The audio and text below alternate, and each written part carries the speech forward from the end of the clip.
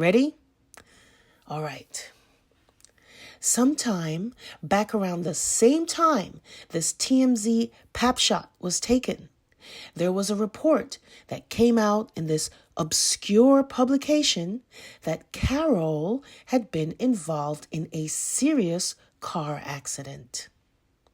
Now, I didn't give it too much thought at the time.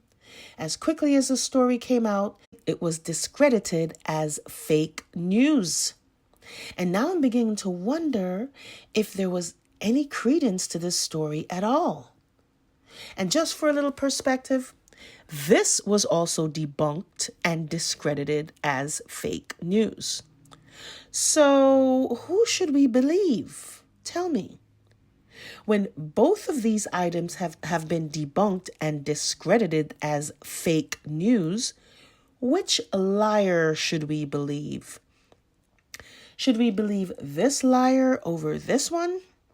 The same liar that tried to pass off this farm shop video of a girl who looks decades younger than Kate as Kate. And now the son who owns the rights to this now infamous farm shop video is suing ITV, claiming infringement on intellectual property. And folks, competing publications use each other's photographs with attribution all the time. So why would they be doing this if not to try and scrub it from the internet and from our collective memory? Then I came across this news article about a couple years old now, which states that William has been annoyed with his mother-in-law constantly showing up. And it made me wonder, in light of all the rumors about domestic violence, if Carol has been concerned now for some time about her daughter's safety. We certainly have had reports for years now about William's famous short fuse, and Carol probably has been worried for some time now. Because what I find really sad in all this is that there seems to be nobody around Kate within the royal family who loves her enough to break their silence. We don't really know where Carol is. Here was Sophie today, skipping along breezily with not a care in the world. There is William, of course, who is the prime suspect. There's his father, the king, with his wife, Camilla, who are all in the know and who are saying nothing. So they certainly don't seem to care about her. And then I started wondering about any friends of Kate, perhaps some old friend from St. Andrews or Marlborough, some bestie that she had kept in contact with over the years. Because it occurred to me that since her marriage to William, we haven't really seen too many friends around Kate. They often refer to Rose Hanbury as her friend, but we all know that she's purported to be William's mistress. So what kind of friend is that? And folks, one of the hallmarks of an abuser is to isolate his victim from her loved ones, including any friends Kate may have had. And I realized that sadly it seems that Kate was isolated throughout most of her marriage to William. And I've said this before, I've never been a fan of Kate, but you shouldn't have to be a fan of hers to realize that there is a deep injustice being perpetrated on her. And maybe some friend or confidant has tried to come forward, somebody who really cares about her, and they were either intimidated into silence or worse. Because we are not going to learn the truth from the press.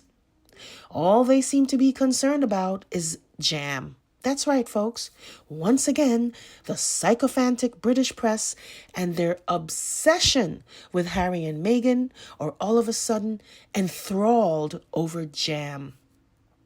They know it's going to do the job of distracting the easily distracted because they know what gets clicks. And anything that keeps Kate's absence out of the minds of the public, like the Middletons' finances or Meghan's jam, is going to be deployed. And folks, what pains me the most about all this is that the people who love her the most, her children, Kate's beautiful children, are hurting right now.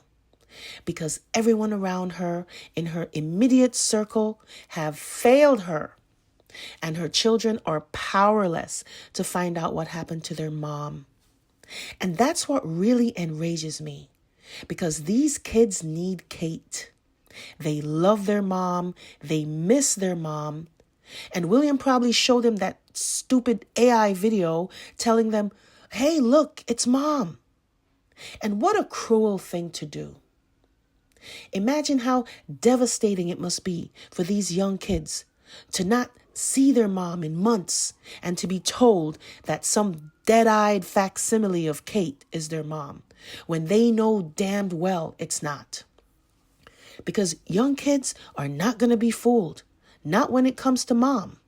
And they know their mom, and they know that's not her. And they know something is wrong. We saw George at the football match the other day looking very uneasy, like he was being tightly controlled by William. And he did not look happy. Notice William never dragged him out again. And could it be that we still haven't really seen Charlotte or Louis out in public because they're not going to be as stoic as George, the oldest and naturally the heir? Which leads me to the latest piece of controversy surrounding, yet again, another photograph. So Louis turned 6 this week, and as is tradition, the family usually releases a picture of the birthday child. So KP released this photograph claiming that Kate herself snapped the picture a few days ago. And folks, why can't they stop lying? Netizens were quick to point out that the photograph seemed to have been repurposed from a previous birthday of Louis, seen here on Good Morning America, a TV show dating back from 2022. And right away, it started another firestorm of questions. What made matters worse was that when you tried to access the site afterwards, you basically got one of these error messages. Then it was later explained away by one of the royal family apologists that the photograph was actually current, but that it was automatically updated on GMA's 2022 archived webpage. And folks, I have never heard of such a thing happening before. Look, I don't really care if they want to use an old photograph of Louis. They don't have to show their kids if they don't want to. But why lie about it and claim that it was Kate who took this picture a few days ago? Remember how William claimed he was the one who took this now infamous picture that really busted this whole story wide open for the world to begin to take notice that something was fishy?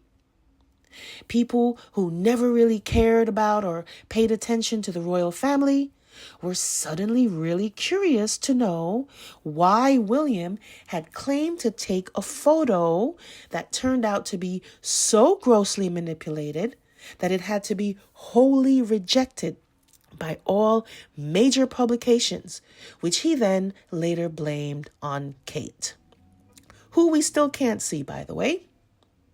Then when it caused a backlash, they blamed us, accusing the public of bullying Kate, when it was clear who the bully was all along. But once again, we see that unholy alliance at work between the press and the royal family, protecting William at all costs, enlisting every journalist in Britain and abroad to label as outcasts those of us who refuse to swallow their lies. Because, folks, if Kate really took this picture, it begs the question, Why can't she be seen in public? People with cancer go out all the time. Charles has been seen out and about. We have this report today that Charles is set to resume royal duties. And then another light bulb came on. In the cancer video, they never actually said that Kate had been diagnosed with cancer, but that rather she was receiving preventative chemotherapy. And that's when it occurred to me that there are probably no hospital records proving she has had cancer. And so they are forced to couch their language in a kind of legal disclaimer, carefully parsing their words, instead to say that she is receiving preventative chemotherapy. Simply put, there's no actual evidence that Kate had cancer. And this is just a way for them to straddle the line, neither admitting nor refuting. In other words, plausible deniability. Then I remembered this report that Kate's medical records had been breached and that an investigation had been launched. Remember this, folks? Right after that is when we got the so-called cancer video. And folks, this is why I am so disgusted by the people who are aware of what's going on, but who choose to remain silent. And I'm talking about the majority of people out there. You know the ones. You know who I'm talking about. The ones who know that they're being fed a bunch of bullshit, but they pretend that they're taking the moral high ground. You know who they are. They're the ones who every time someone points out another hole in this Swiss cheese of a story, they all come out en masse, dripping with sanctimonious self-righteousness, screaming, "Leave Kate alone!" You people are the worst of the worst. Do you know that? The worst of the worst. It's because of people like you why we will slide inevitably into despotism. If someone you loved or you yourself went missing, you really wouldn't want anyone asking any questions? You're all so busy trying to fit in and look respectable so you can be accepted by the group that you won't even care when it eventually catches up to your mom or your sister or your cousin or your friend. You lily-livered cowards, you. Politeness will literally kill you while the press lulls you to sleep back to a future of serfdom where your daughter's rights have been whittled down to nothing, where the Lord of the manor can have his way because God forbid you're made to feel like an outcast. Oh no, you must conform. You must be accepted. So you go on pretending that Kate's disappearance is no big deal, doesn't affect your life. People aren't being slaughtered. Women aren't being abused, enduring domestic violence and sexual violence and being disappeared. Let's just all keep covering for these men, half of whom are a bunch of dunces and violent control freaks who also happen to be in power. Let's just continue to perpetuate the cycle of patriarchal mediocrity. Let's keep sacrificing our daughters on the altars of men's fragile egos until it's too late and we can't find our way back. That's why all you leave Kate alone people make me so sick. You have all seen for yourselves the lies, the theater, the smoke and mirrors. But instead of challenging the indefensible, you passively choose to go along to get along, to be obedient subjects, always accepting, never questioning. And that leads me to this report that made headlines this week about Kate receiving some new honor from the king. And folks, I don't even think it's worth mentioning. It's almost embarrassing. We have the likes of Stephen Hawking and David Attenborough. And Kate happens to be, I think, the first royal to receive this honor. William also gave himself one. And I don't really care about this award, but once again, it puts into stark relief the bizarre situation about Kate. So now they're bestowing honors on her, and we can't see her receiving any of these honors. Almost like they're being bestowed posthumously. Just more smoke and mirrors, folks. More smoke and mirrors. And finally, the story late in the day about Prince Edward, the king's brother, being snubbed. Apparently, he was expecting to receive one of these useless awards they hand out to each other. And seriously, I have never seen a group of people so thoroughly unremarkable. They run around awarding themselves with all these fancy buttons and shiny pins, and none of them seem to care about Kate or the hurt that her children are going through. And folks, who will protect them? If Kate is gone, and maybe Carol too, and everyone's intent on covering up the truth, who is really there to protect these children? What have they seen? What did Kate see? When is enough going to be enough? What will it take for the citizens of the UK to wake up from out of their slumber and demand to know the truth about what happened that night? The press may be able to ignore one or two whistleblowers. They may be able to silence her family. But if people get together in numbers too great for the press to ignore, then maybe we'll finally get to the truth about what happened to Kate and demand accountability. Because no one should have this kind of power. Not in a modern world. And if we continue to sleepwalk into a future where the ruling elite, be it some despotic dictator or a monarch, is able to make us vanish like a plane crash on a radar screen, then we really don't have that much of a future to look forward to at all. And with that, I leave you with this haunting image of the bloodied horse, like biblical messengers heralding an uncertain future. At this pivotal moment, what choice will you make?